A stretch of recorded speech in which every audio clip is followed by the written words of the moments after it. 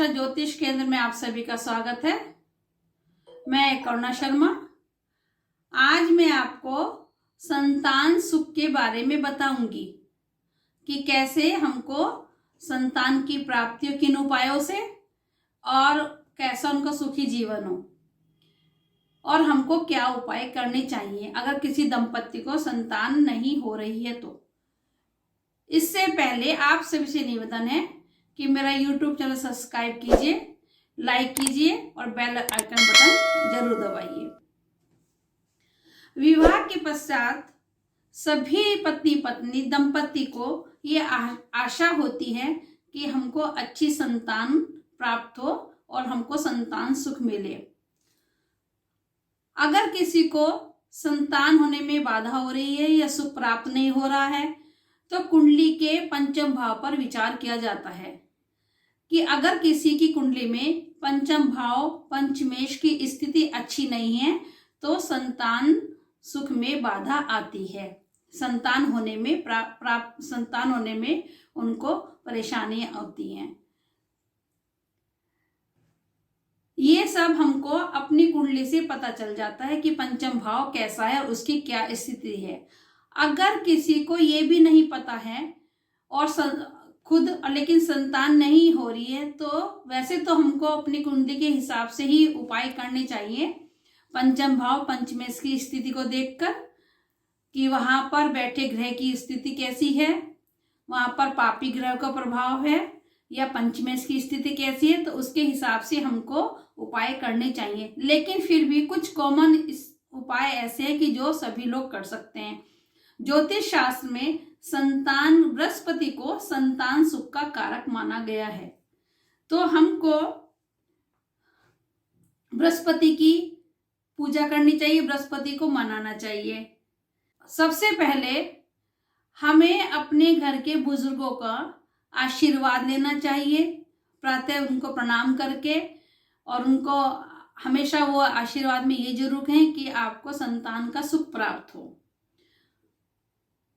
दूसरा, बृहस्पतिवार को पीली चीजों का दान करना चाहिए, पीले फल का दान करना चाहिए। मंदिर में हमको ये दान देना चाहिए, जैसे पीली चने की दाल, केला, बेसन का लड्डू, इस तरह का पीला कपड़ा, पीले चावल, हल्दी वाले चावल मीठे बनाकर, इस तरह की चीजों को बृहस्पतिवार के दिन मंदिर में हमको देना चाहिए।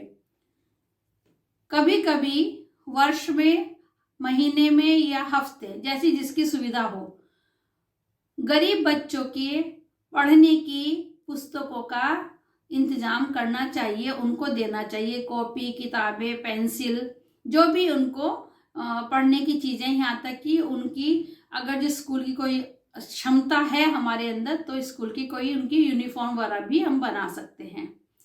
इससे भी हमारे बृहस्पति अच्छी स्थिति में आ जाते हैं।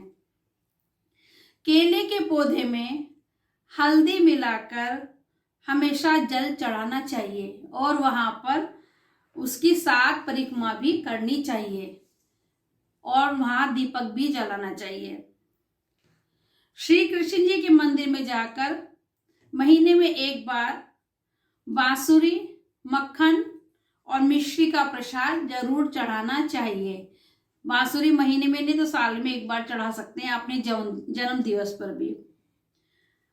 अपने शयन कक्ष में श्री कृष्ण जी या श्री राम के बाल स्वरूप के चित्र को लगाना चाहिए, नहीं तो अपने मंदिर में भी लगा सकते हैं और उनके नियमित रूप से दर्शन करने चाहिए, उनसे प्रार्थना करनी चाहिए।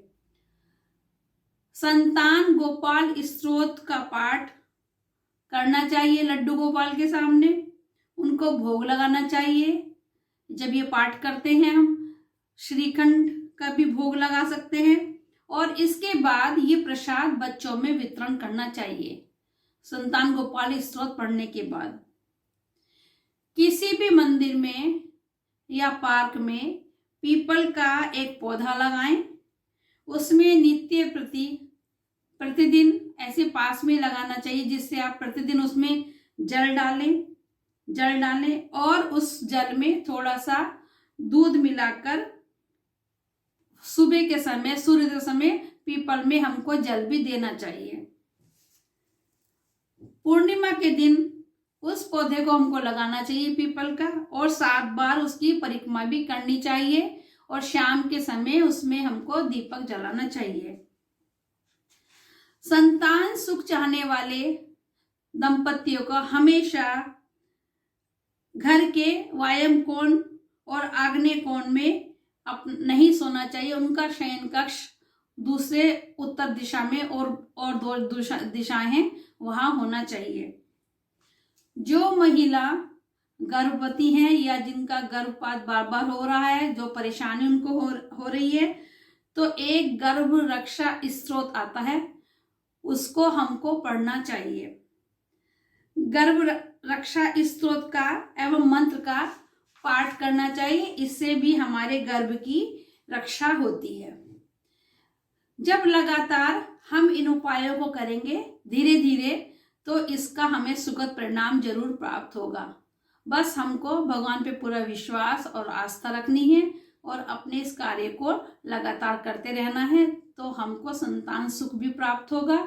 और जिनकी संतान उनके अनुसार जैसे संतान है लेकिन उनको परेशान करती हैं, तो वो लोग भी इस तरह के उपाय कर सकते हैं जो मैंने बताए हैं।